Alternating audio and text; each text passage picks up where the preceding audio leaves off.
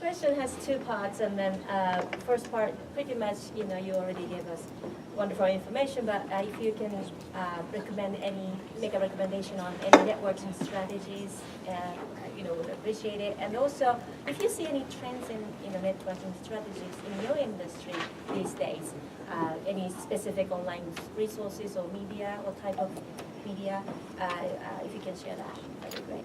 Cool. I think it was mentioned before that constantly pulling on the people that you went to school with, and using those people and working with those people continuously. My band is all people that I went to college with. I went to Purchase with. We've been playing together for 12 years now. My bass player and my drummer. I am constantly reconnecting with people that I went to school with here that are in this field, either they're performers in their own right, they're artists in their own right, or they're sidemen and things like that. So getting to continuously reconnect with people, and all of that for me as a musician involves going out. That face-to-face sort of interaction, kind of doing the schmooze, talking about what gigs you're doing and letting people know what you're doing. It always has a tendency to work out at some point. So don't be afraid to make friends with people while you're here. Reach out. Go to a lot of the other conservatory programs as well, because especially as a musician, you never know when you're going to get called to do other things. So, even though the music conservatory is the music conservatory, one thing that I had an issue with when I was here was that the music programs are actually very segregated, and were, I don't know if they still are, but they were when I was here. Meaning that the jazz studies majors didn't do stuff with the classical majors, who really did not talk at all to the studio comp majors. So, for me, that was kind of interesting because, I was brought up as a classical musician, I was brought up as a classical vocalist and pianist, and now that I've graduated, I actually get a lot of work from, like, a couple of friends of mine who are classical musicians here as part of what I do to add to my living as a musician. The last 15 years, I've been a soloist and an organist for a lot of churches in the area. And that's been really lucrative. It's a great business. For myself, I get hired last minute. I walk in, I can sight read music, and people know they can depend on me, but I got all of those gigs from the classical people, not from my studio comp friends. My studio comp friends get me on the gig that I'm doing with Crystal Barrow-Sox. So if I sort of kept my view narrow and didn't reach out and interact and let people know what my skill sets were here, networking-wise, I might not be seen for more than what my major was here. I even get asked to accompany some dance things. We had a lot of friends. A lot of the guy musicians dated all the dancers when they were here, and so we get asked to do a lot of stuff with the dancers a lot of the time still, which is really fun. So all of those things compiled can be really cool, but there's no trends really in what I do. I mean, obviously with the changes in technology, being able to get yourself out on every form of media is super important. So I'm kind of obsessed with the fact that Instagram allows you to post a photo on Facebook and Twitter at the same time. So literally it kills 3 birds with 1 stone for me, and then I can link that to my website, so all the photos stream on my website, which is pretty awesome and makes my life a whole lot easier, especially if I'm on tour. I can let everybody know what I'm doing all at once, no matter what their networking medium might be. So, I think social media is really important if you are the brand. So, Rebecca is the brand, so it's important for her. No one wants to see what I ate for lunch. So for me, social media is not that important. For me, face-to-face is really important because I think someone else touched on this.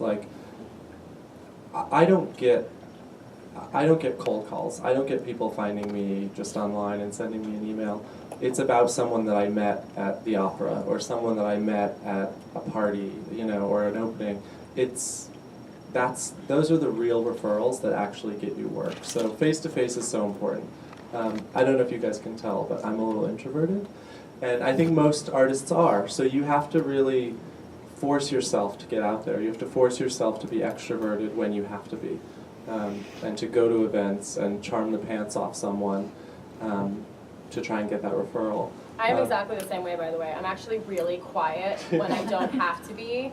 but this is like my artist hat, which means that I can project and talk and be bubbly and be exciting and then go home and be super quiet. And be exhausted. And be exhausted. Because it's exhausting to turn Yeah. it on. That's why we all have coffee.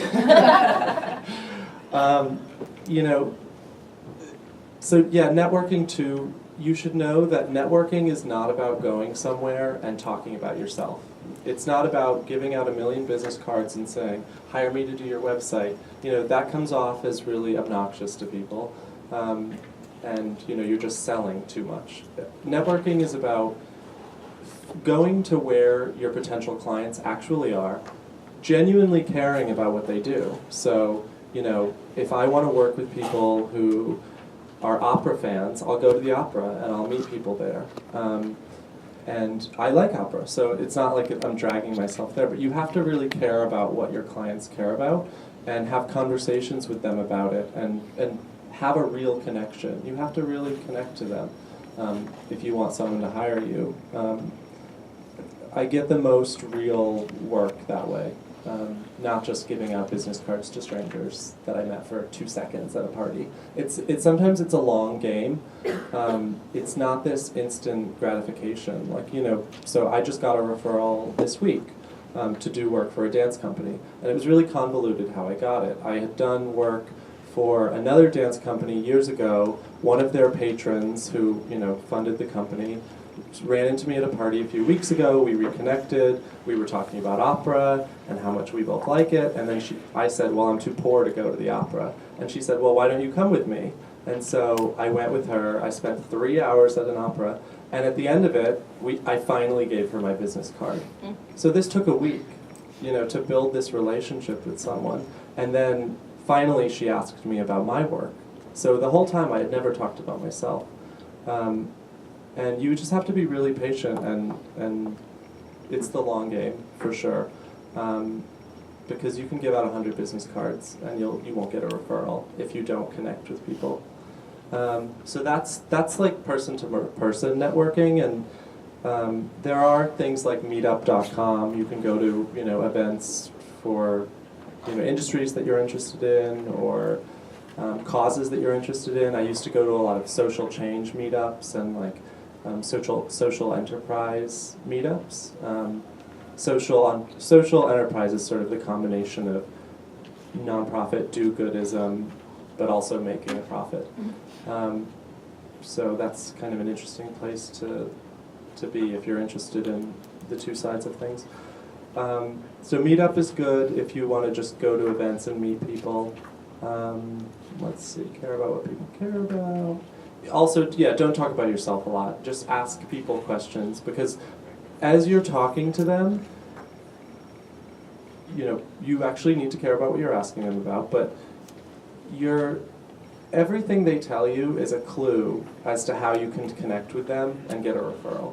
So, you know, really just asking lots and lots of questions and being a good listener is really important. I used to make the mistake of going to events when I was fresh out of college and bright-eyed and bushy-tailed and just talking about myself to people, talking about design and stuff. And I don't think I got as many referrals then, because everyone wants to be noticed. Everyone you talk to, everyone you network with, they want to be noticed. They want you to connect with them and see them as a person and not just a connection, and somebody can get them work. So you really have to connect with people. So I call that sort of the rookie mistake of just talking about yourself all the time. That's everything I have.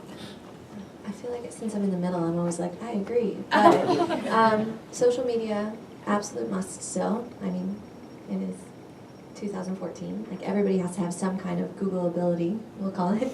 Absolutely getting yourself out there and meeting people. The only thing I really want to elaborate is starting to take the time. So yes, it isn't throwing 500 business cards to the wind. It's not going to Vistaprint and getting a bunch of the free business cards and leaving them on people's doorstep. It's the fact that I started catering my work, my PDFs that I would make. So if I was referred, somebody would get in touch with me and be like, oh, we'd love to see, you know, this a portfolio from you for a possible job. I would then research everything about that client, and then I would cater my PDF to what it was. So my event photography for Nike is extremely different from my architectural photography for architectural firms. I had, again, many different hats. Like within being an artist, there's like all these other things that you have to be able to pay attention to. Do not blanket send to every gallery or every school. Don't blanket send anything. Everything should be a little bit personal. You have to take the time to research where you're actually putting yourself out to, and not getting disappointed. Just kind of think about it. Like, can I actually get this job? Is it something that I am good at? Is it something that I can show my best abilities would be put towards it before anybody else? Website. Google. That's it. I think one of the biggest networking tools is to just show your face everywhere. People will start to recognize you and know that, oh yeah, that girl was at that other show last week too. And oh, who is that girl? She knows everybody here. And you just gotta show face whenever you can. Go out as much as you can. See every single show that you can, because then you have something to talk about too. You know, you can say that, oh yeah, I saw that last week, and you can connect with people about seeing things in the arts community together. And I think, yeah, it's important to not talk about yourself too much. That's kind of a way to lure people in too. When you're not talking at them, you're letting them, you know, people love to talk about themselves, so let them talk about themselves. And then mention what you do as well, you know. And I think the follow-up is really big. You know, if you go out to a party and everybody, you know, has been drinking, remember to, like, email that person in the morning and remind them of the conversation that you had. So that's important. There are a couple different things, networking things for arts management folks in New York. One really good conference is APAP, which happens every year. It's kind of like a 2-week-long thing that happens mid-January every year in New York. All of the different arts presenters meaning, you know, performing arts centers like this from all over the country come to APAP in New York City in January, and all of the different arts management and booking agencies show all of their artists, and it's basically just this like huge conference, and different outside events happen, like Global Fest at Webster Hall, which is curated by Bill Bragan at Lincoln Center, and it's just a bunch of different world music artists curated all night, and it's just a bunch of shows and a bunch of meeting different people, and they have a volunteer program for students in college to work at APAP if you guys want to get your foot in the door that way. And then you can, it's expensive to actually like buy the badge to go there, but I strongly suggest, I wish I would have been a volunteer there in college. Another group is Elnya, ELNYA, stands for Emerging Leaders and Emerging Leaders of New York Arts. And it's just a group for curious, you know, go-getter type arts management people. And they do meetups and they go to shows together, and it's just like it's a networking circle of friends. And then some other cool things for networking if you're into music are CMJ, which is in October in Brooklyn. That's a great festival. And also, of course, South by Southwest, but that costs $1 million to go to, so I'm not going anytime soon. Yeah. Okay. It's actually interesting that you brought up APAP, because at this year's APAP, Harry, who curates for the PAC, I invited him to come to my showcase, and he came, and now my company is on the roster for next year. You know, these are real things that happen, and I think two things that are really important is competency and likability. You'd be surprised, there's lots of people doing what we do, but not everyone's good at what they do. So that's something to not, like, don't undersell that point. There's been a lot of people that I've got referrals from because they're like, I hear you get the job done and you're easy. And I do, and I am.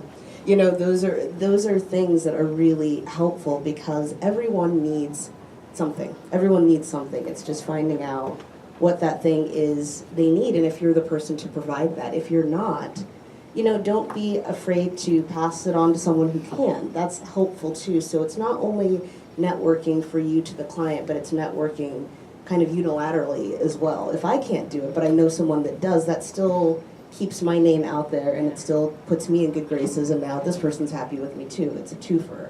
So I think that those things are really important. And you just, going back to, I think it is Rachel? Is that? Rebecca, what you look like and how you present yourself, not what you look like, how you present yourself is really, really important. And one day for me, I will be in rehearsal and then going to meet up with artists that I'm going to curate, and then last week was in a meeting with Bank of America because now I'm curating at Bryant Park, and that just happened. You have to make sure that with all things, it's not about being too cool for school or having this kind of self-deprecating thing. That is not it. It's not going to work, and people are interested in that. It's all about, people are really, I value my time. So it's really important that you respect people's time, show up on time, don't be too cool for school. No one, it's just not a good look. But yeah, I think with networking, it's a multi-pronged approach. Making sure that you are getting good face time with your clients that is valuable and meaningful and something that you can take away. Again, yeah, playing the long game is really important because you never know when it might pay off, and you never know who those people know. It's an interconnected web, so it's managing your reputation is really important, and making sure that it's a good working relationship with your clients. If something has gone wrong, doing whatever you can to fix it, so at least that your reputation out there is still in good standing. You're not going to have a stellar time with every project you do, but just making sure that you're on the up and up doing the thing that you said, that holding up your end of the bargain, I think is really important. And then, making sure you have a strong presence on the web. And if that's not something that you are comfortable with, find someone who is, and barter or pay them or something, but get it done. Like, figure out a way to make that happen, I think is really important.